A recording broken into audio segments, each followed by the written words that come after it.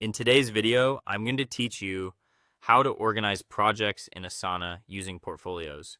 If you manage several initiatives at once, a portfolio gives you a clean, high-level view so you always know what's on track, what's at risk, and where to focus next.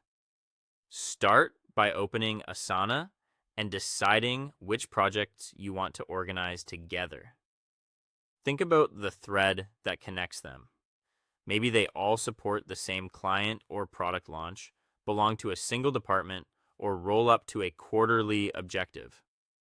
Keep the scope tight enough that the portfolio tells a clear story. Jot down the list of projects you plan to include so you're not hunting for them later. Next, create a portfolio to group those related projects. In Asana, go to the Portfolios area and choose to create a new one. Give it a straightforward name and a short description that explains the purpose, like the time frame, team, or goal it supports. A clear name makes it easier for others to recognize and use it confidently. Now add the related projects into your portfolio.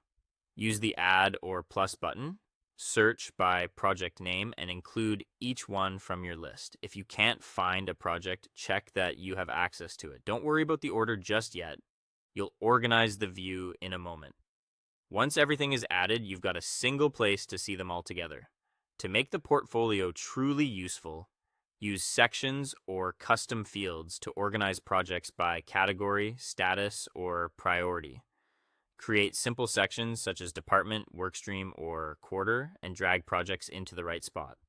Add custom fields like priority with high, medium, and low, or status with on track, at risk, and off track.